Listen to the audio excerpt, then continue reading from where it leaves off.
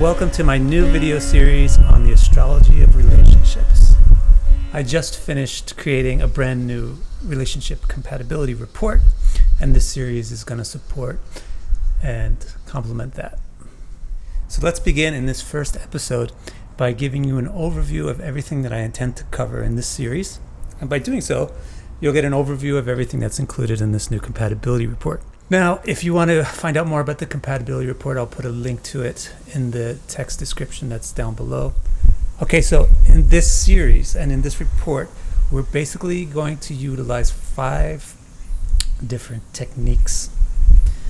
Those 5 techniques are, the way I call them, Syn Geometry, Syn Aspects, Syn Conjunctions, and then you have a collection of techniques which I call the Indian koota system.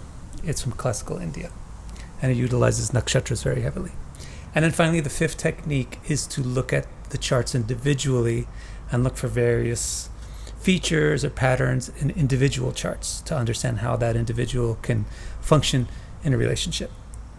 I'm going to go into each one of these 5 techniques in pretty full detail.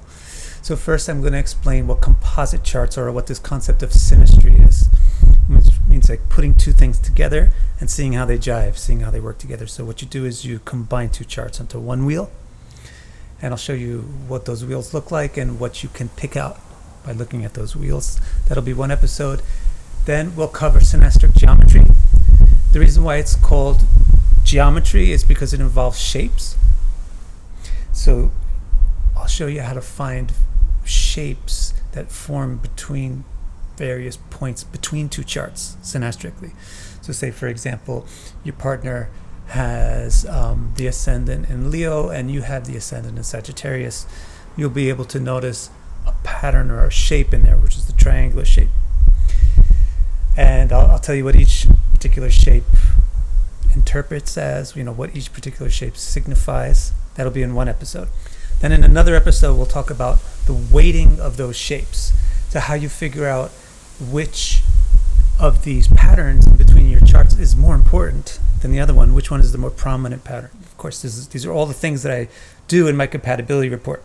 If you have a compatibility report from me, the new one, the 2020 version, then you can follow along this video to understand everything that's written in that report. Then in another segment, maybe 1, 2, or 3 episodes, we'll talk about the specific kind of interpretations that you make as a result of various things. Like, what if you have the 2 people have Venuses square to each other? What does it mean? What does it mean if they have Mars is square to each other? What if it be, how do you interpret the various possible shapes? We'll give a couple of episodes to that probably, and we'll probably use some kind of high-profile relationships to illustrate those. And finally, I'm going to wrap up the section on Syn Geometry by talking about the difference between interpreting the longevity of a relationship versus interpreting the enjoyability of it. You utilize different planets. Then we're going to do a few episodes talking about Syn Aspects, which are the aspects that form between charts. So I'll briefly explain to you how to calculate aspects using the proper Vedic system, which is degree specific, and then how to apply that between 2 charts. And I'll also give a word or 2 about how you weight the importance of an aspect. And then we'll get into interpreting these aspects. What does it mean if one person's Mars is directly, heavily aspecting another person's Venus? And we'll use some high-profile relationships to illustrate that as well. Then after we do a group of episodes on aspects, we'll do practically the exact same pattern group of episodes on conjunctions. What is a conjunction? How do you weight how intense it is? And then how do you interpret them? And let's go through some examples from famous couples. Then, after we've covered Syn Geometry, Syn Aspects, and Syn Conjunctions, I'll do what I personally am the most interested in, or I feel is the most rich mine of interpretive information for relationship astrology, which is India's Kutam system, which is interesting because it is not very statistically accurate, but it's really a rich mine of complicated nuances. So I'm going to introduce you to the 8 categories of compatibility that are examined in the Indian system, and the 5 kinds of blessings and curses that really play a huge role in making or breaking relationships, especially the enjoyability of them. So this will be very, very, very useful and interesting and revolutionary to the way that the system is commonly used, because I'm going to explain these terms like Nadi, Bha, Maitra, Yoni, so forth, in a very new light, in much more simple depth that's much more relevant to modern relationships.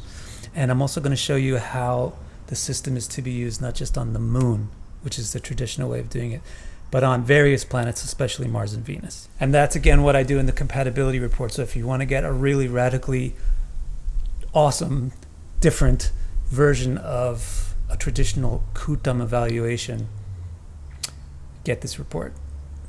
Now, finally, you might be thinking, Vic, you're a Vedic astrologer. How come you didn't say anything about Mangal Dosh, Manglik, Kuja Dosh? So, Kuja Dosh or Mangal Dosh is a very overinflated principle, but it's a valid principle, and it's included in the factors that we'll examine when we do single chart analysis, and that's the final topic that we'll cover. So, for example, does the person have the 7th lord in the 6th house? How significant is that? What does it mean versus if they have the 7th lord in the 9th house, etc., etc.? What are the various positions and placements in an individual's chart that show that this particular individual is well suited for long-term relationships, short-term relationships, enjoyable relationships, or not so enjoyable relationships? So this is really going to be a long series, at least 24 episodes. It's going to be a really fascinating series, a really interesting series, because this compatibility report is really the bomb. I worked on it tooth and nail for 3 months based on like really rigorous statistical evaluation of 74 couples. So I really believe in this report. This report is really very useful and complete and detailed, and I want to explain to you guys what's in this report. So thank you very much. Make sure you subscribe if you haven't already so you don't miss any of these episodes, and I'll be seeing you next time. My plan is to do 1 a week, so wish me luck.